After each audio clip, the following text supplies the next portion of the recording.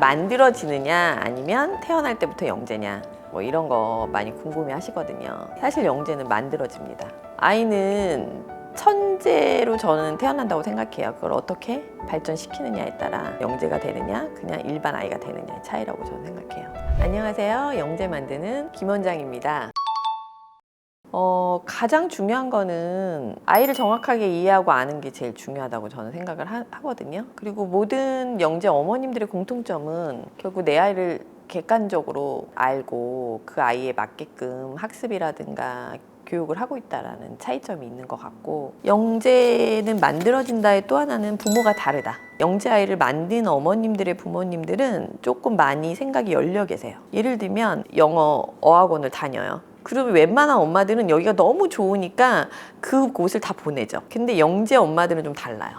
남들이 가는다고 남의 얘기를 듣고 선택하진 않아요. 내 아이가 이곳이 맞나? 그럼 그곳이 남들이 가지 않는 곳이어도, 그게 워낙 먼 거리여도 1시간, 2시간 하루가 걸려도 거길 선택해요. 그런 선택의 폭이나 이제 깊이나 그 정보력이 좀 다른 것 같아요. 그러니까 이제 특별한 아이를 만들 수 있겠죠. 두 번째는 사실 독서 습관입니다. 교과서도 책이잖아요. 책을 좋아하게만 만들어놔도 아이가 지적 호기심을 통해서 받아들이게 되다 보니까 그게 책뿐만 아니라 수학책, 국어책 뭐 이런 것들도 다 즐거운 경험이라고 생각하고 받아들이는 게 있는 것 같아요. 조금 다르게 만약에 좀 팁을 드리자면, 저희가 어릴 때 놀잇감이 장난감이면 장난감 갖고 많이 놀잖아요. 근데 책이 장난감처럼 노출이 돼 있다면 책도 장난감처럼 재밌다고 아이들이 인식을 하게 돼요.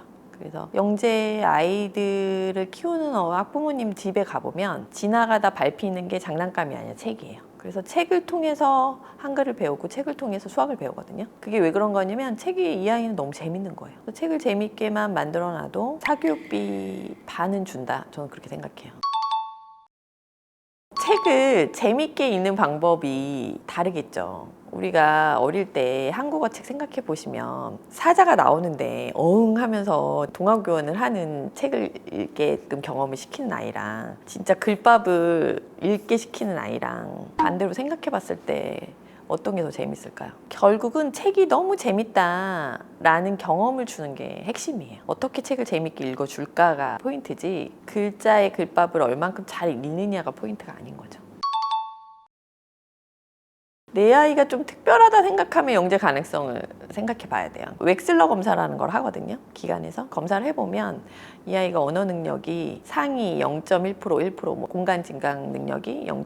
몇 프로 이렇게 나오거든요. 3, 4세는 너무 빠르고요. 6세부터 그런 검사를 통해서도 알게 되고요. 또 알게 되는 경험은 가르쳐주고 노출한 게 별로 없는데 갑자기 아이가 생각하지도 못했던 얘기를 한다거나 10도 몰랐던 아이가 엄마 100이 있는데 거기서 100에서 123을 더하면 얼마야? 갑자기 그런 질문을 한다거나, 그러면 이 아이는 좀 다르구나 생각하면 돼요. 그래서 제일 중요한 교육은 특별함을 관찰하고 볼 줄 알아야 된다. 근데 보통 자식을 키우게 되면 3세 때 대부분의 어머님들이 우리 아이 천재구나 생각하거든요. 모든 것들의 행동, 모든 것들을 다 너무 신기해하세요. 그래서 엄마 막 얘기하고 뭐 문장으로 막 얘기하면 우리 아이 천재 아닌가요? 이런 생각을 좀 하세요. 그러니까 그때는 그렇게 천재라고 생각을 하다가 어느 순간 다른 아이들과 비교를 하면서 내 아이가 천재가 아니구나, 내 아이가 영재가 아니구나라고 알아가거든요.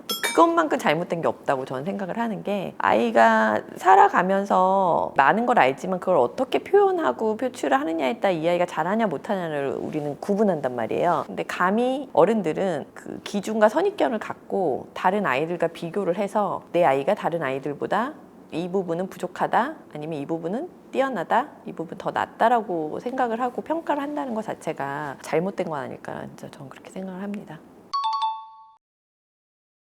TCI 검사라고 해서 기지라고 성격 검사가 TCI 검사라고 하거든요. 네. 그런 검사도 필요하고요. 사실 아이뿐만 아니라 부모 양육 검사라고 해서 그런 검사도 있고, 또 다명적 검사도 있고 성격 검사도 있고 되게 다양한 게 많아요. 근데 어떤 검사를 하는 게 맞는지 아이에 따라 조금 다르다고 보면 돼요.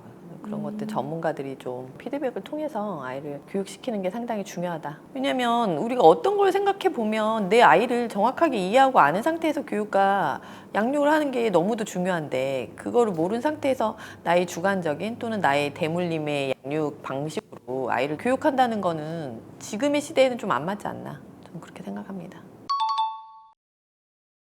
내 아이를 정확하게 이해하고 안 상태에서 교육과 양육이 돼야 된다고 생각을 했기 때문에 최초로 이제 제가 이제 운영하는 곳은 심리 전문 상담사를 붙여서 케어를 하고 있죠. 제가 운영하는 원으로 보내는 아이는 그 아이를 이제 케어하고 교육했던 선생님들이 계시잖아요. 그 선생님들이 이 아이 학습은 어떤지, 이 아이 뭐 사회성은 어떤지, 이 아이 정서는 어떤지 이런 것들의 데이터를 갖고 심리 전문가의 데이터를 같이 합쳐서 심리 상담사랑 저랑 그다음에 학부모님들과 면담을 하는 거죠. 엄마 아빠도 우리 아이의 이런 것들을 어떻게 보면 전문가 입장에서 들어본 적이 없는 거죠. 거기서 끝나는 게 아니라 이제 피드백을 줘요. 이 아이는 학습을 이런 방식으로 하는 게 좋고 이 아이는 양육을 할 때 이렇게 하는 게 좋다라는 피드백을 주니까 그런 게 정기적으로 아이를 관찰하고 또 관리하는 차원에서 당연히 아이의 변화는 너무도 크고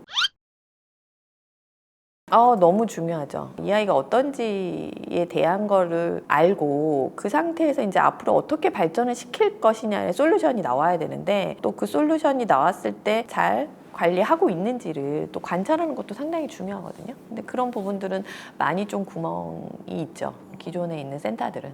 그것까지 다 커버하기는 좀 어려운 부분이 있고요. 그래서 오은영 박사님이 가장 많이 하시는 게 24시간 관찰해서 아이를 보고 있잖아요. 근데 제가 운영하는 원은 기본적으로 이제 선생님들이 아이를 교육하고 케어하고 있는 환경이기 때문에 그런 관찰이나 이런 것들을 꾸준하게 그런 데이터를 갖고 있는 상태에서 상담을 하게 되다 보니까 좀 더 깊이가 다르다고 말씀을 많이 하세요. 제일 좋죠. 부모님도 받아야 되는데 예를 들어 주 양육자가 할머니면 할머니도 다 같이 받는 게 좋겠죠. 결국은 그거를 솔루션 줬을 때 아이를 키우는 주 양육자가 그런 부분의 솔루션을 갖고 관리를 해야 되는 거니까. 그래서 제가 이제 상담한 예화를 좀 드리자면 처음에는 이제 어머님은 오셨는데 이제 두 번째 면담일 때는 아버님을 일부러라도 억지로도 데리고 오세요. 같이 필요하다고 생각을 하시는 거죠. 그래서 아버님도 그 얘기를 듣고 나서 나의 이런 부분이 아이한테 이런 좋은 영향을 주는구나 아니면 나쁜 영향을 주는구나를 깨닫게 갖고서 되게 많은 거를 알게 됐다라는 말씀을 많이 하세요. 그래서 이런 게 상당히 필요하구나라는 것도 좀 더 알게 되는 그런 시간이 된 것 같아요. 근데 이제 이렇게 관리를 해주는 데는 거의 없다고 봐야 돼요. 심리센터나 병원을 갔을 때 엄마가 아이를 보고 표시하는 거거든요. 그러면 그게 이제 객관적이지 않을 가능성도 있잖아요. 그래서 저희처럼 원에서 이제 아이들을 관찰하고 교육했던 선생님들의 데이터도 상당히 중요하게 되는 거죠.